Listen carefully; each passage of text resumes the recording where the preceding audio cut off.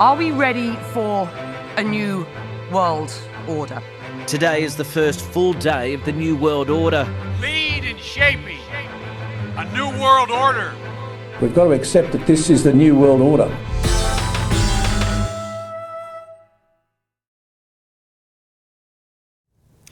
Hello everyone, this is Leonard Ulrich with another New World Order report, where we look at where secret societies, Bible prophecy, and history converge in an ever-growing plane. I'd like to call this edition, or this report, the social distancing lie, and we will see this in just a moment. I'd like to start, however, with the select subcommittee on the coronavirus pandemic, which was recently released. And in it, we find a lot of interesting behind the doors or behind closed doors testimony. In other words, I do not have video about this because video was not provided of this testimony that I'm about to read to you from the United States government. This particular testimony involves the man of science himself, which is Dr. Anthony Fauci. Remember, Dr. Anthony Fauci said that if you questioned him, you questioned science himself, because Dr. Fauci is the science. There's a distinct anti-science flavor to this. So if they get up and criticize science, nobody's going to know what they're talking about. But if they get up and really aim their bullets at Tony Fauci, well, people could recognize there's a person there, there's a face, there's a voice you can recognize, you see him on television. So it's easy to criticize, but they're really criticizing science because I represent science. Now that we've established that Dr. Anthony Fauci is the science, it will be very interesting to figure out, or to find out rather, what Anthony Fauci said about social distancing during the COVID-19 pandemic. The following is his own testimony.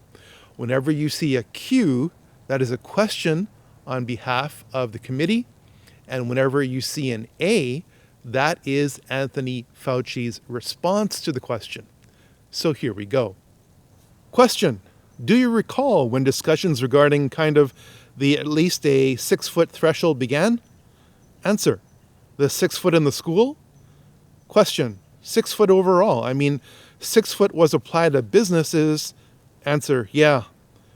Question: it was applied in schools. It was applied here. At least how the messaging was applied was that 6 foot distancing was the distance that needed to be. Answer: I don't recall. It sort of just appeared. I don't recall like a discussion of whether it should be 5 or 6 or whatever. It was just that 6 foot is question. Did you see any studies that supported 6 feet? Answer: I was not aware of studies that, in fact, that would be a very difficult study to do. Answer: yeah. I think it would fall under the category of empiric. Just an empiric discussion that wasn't based on data or even data that could be accomplished. But I'm thinking hard as I'm talking to you. Question: Answer: I don't recall like a discussion of now it's going to be in sort of just appeared that 6 feet is going to be the distance. And there you have it.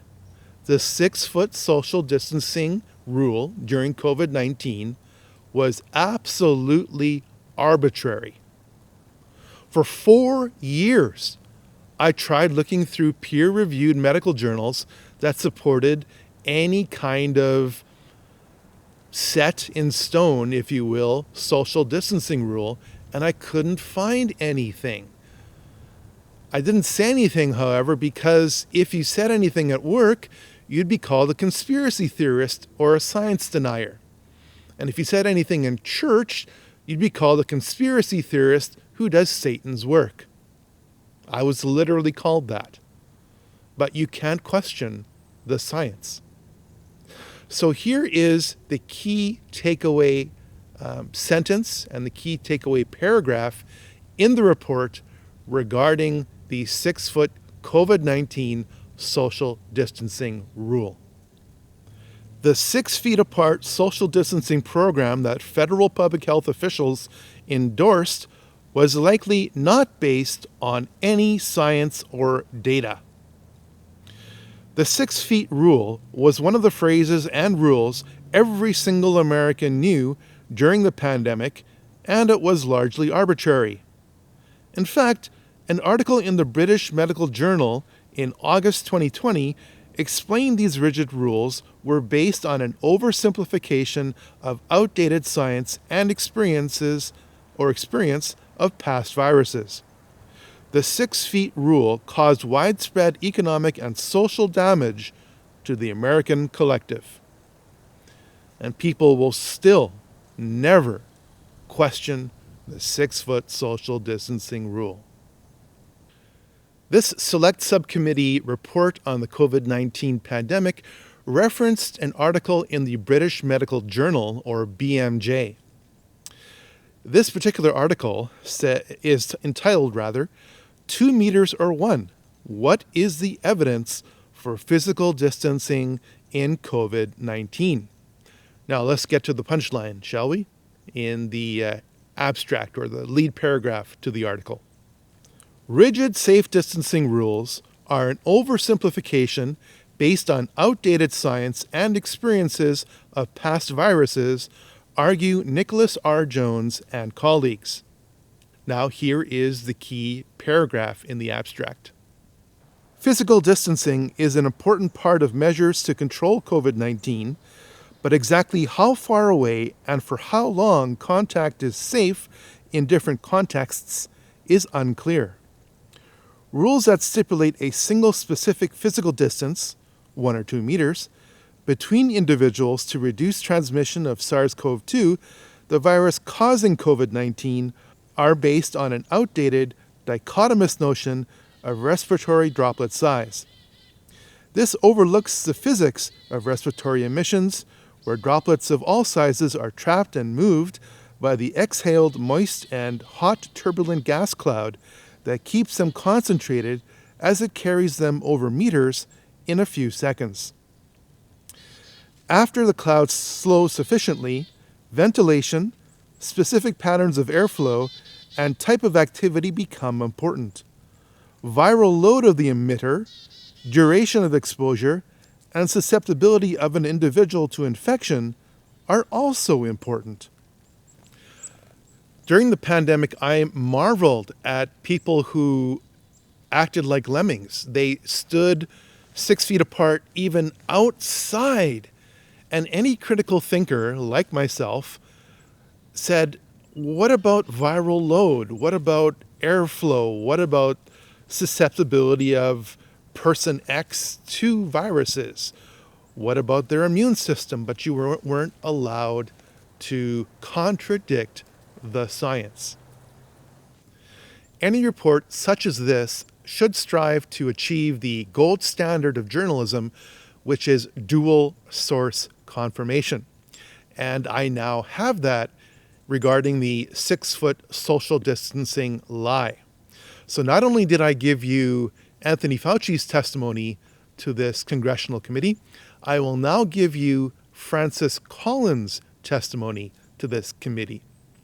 Francis Collins was the director of the National Institutes of Health during the pandemic, and this is what he said to the same committee regarding the 6-foot social distancing lie. Majority Counsel.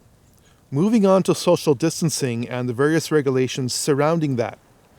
On March 22, 2020, the CDC issued guidance describing social distancing to include remaining out congregate settings, avoiding mass gatherings, and maintaining a distance of approximately 6 feet from others when possible. We asked Dr. Fauci where the 6 feet came from, and he said it kind of just appeared, is the quote. Do you recall science or evidence that supported the 6 feet distance?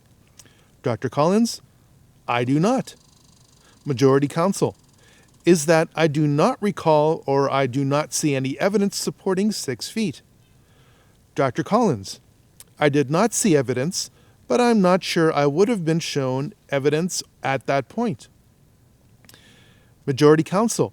Since then, it has been an awfully large topic. Have you seen any evidence since then supporting 6 feet? Dr. Collins? No. It's really critical, the one that we put out in general, the 15 days originally and now 30 more days to slow the spread of the coronavirus, which is really a national guidance that we put out to really recommend significant social distancing. I try to remind people that social distancing is not just a statement. It's actually a very powerful weapon against this virus. We're not defenseless at all. This virus, in order to survive, has to know how to go person to person, and it really is inhibited if there's substantial distance between us. We've recommended to maintain 6-foot distancing, as you know, and if we all did that, we could really bring this outbreak to an end. So we're going to continue to thank the American and those in our nation that have embraced this and put it into action. We're going to ask those that haven't, now's the time to do it. This is our defense. This is our powerful weapon against this virus right now as we wait for other biomedical countermeasures to be developed in the months to years ahead. But as I want to tell people, we're not defenseless. We have a very powerful weapon. And if we would all embrace these social distancing recommendations over the next 30 days, we can bring this outbreak to an end. Every single aspect of COVID-19 was a lie. Even Dr. Robert Redfield repeated the 6-foot social distancing lie. Dr. Robert Redfield was Anthony Fauci's boss at the time of the pandemic. Early on in the pandemic, even in February of 2020, Dr. Anthony Fauci co-wrote a paper in the New England Journal of Medicine called COVID-19, Navigating the Uncharted. In that peer-reviewed article, which he co-authored, he said that COVID-19 wasn't a serious issue. It certainly wasn't worth locking down society over, which, of course, Dr. Fauci and others changed their mind about. But Anthony Fauci knew that COVID-19 was no worse than a seasonal flu because he helped fund the very mechanisms which created it. This is what he wrote in the New England Journal of Medicine. This suggests that the overall clinical consequences of COVID-19 may ultimately be more akin to those of a severe seasonal influenza, which has a case fatality rate of approximately 0.1%, or a pandemic influenza similar to those in 1957 and 1968, rather than a disease similar to SARS or MERS, which have had case fatality rates of 9 to 10% and 36%, respectively. While the so-called experts, who were making up rules as they went along, because you couldn't question the science, were privately writing journal articles saying that COVID-19 was no worse than a seasonal flu, these same so-called experts around the world were pumping fear porn into the public to get them to pursue a vaccine against COVID-19 at all cost. The plandemic was a scamdemic designed to get the world to be injected with even more COVID-19 spike protein because the so-called vaccines weren't vaccines. They were experimental gene therapy injections.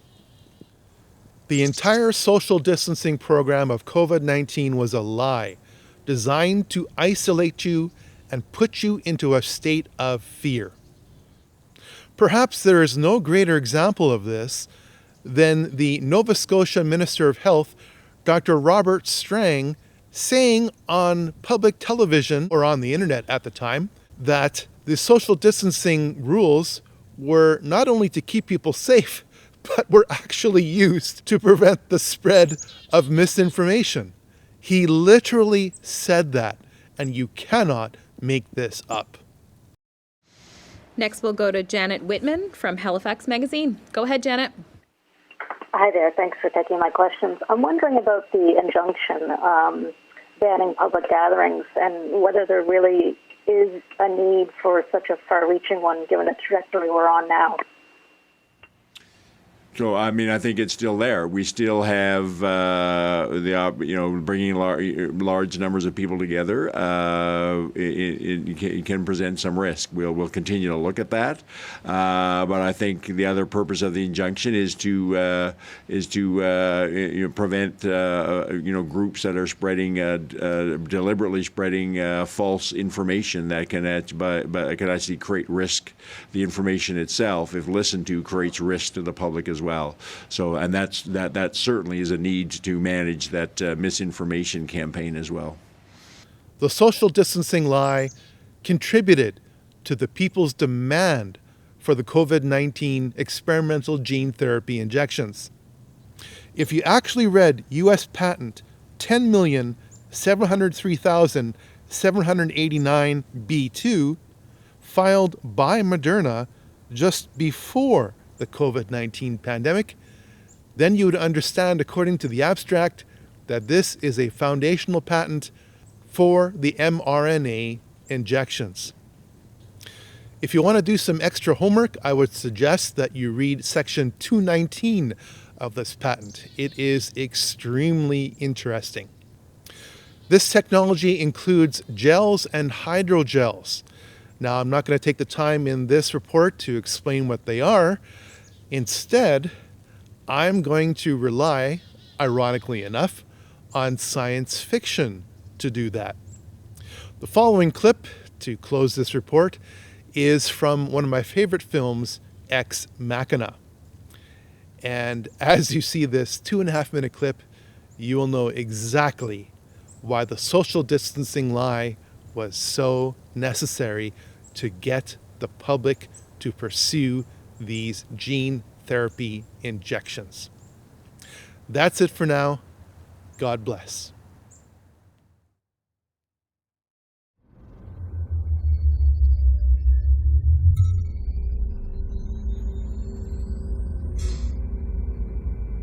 This is where Ava was created.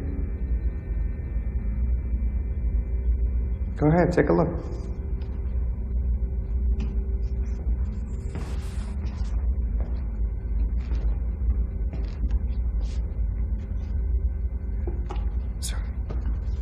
If you knew the trouble I had getting an AI to read and duplicate facial expressions. You know how I cracked it? I don't know how you did any of this. Every cell phone, just about, has a microphone, camera, and a means to transmit data. So I turned on every microphone and camera across the entire planet, and I redirected the data through Blue Book. Boom. Limitless resource of vocal and facial interaction. You hacked the world's cell phones? Yeah, and all the manufacturers knew I was doing it too. But they couldn't accuse me without admitting they were doing it themselves. Here, we have her mind. Structured gel. I had to get away from circuitry. I needed something that could arrange and rearrange on a molecular level, but keep its form when required. Holding for memories, shifting for thoughts. This is her hardware? Wetware. And the software? Well, I'm sure you can guess. Blue Book. It was the weird thing about search engines. It was like striking oil in a world that hadn't invented internal combustion. Too much raw material. Nobody knew what to do with it. You see, my competitors, they were fixated on sucking it up and monetizing via shopping and social media. They thought that search engines were a map of what people were thinking, but actually they were a map of how people were thinking. Impulse, response, fluid, imperfect, patterned, chaotic.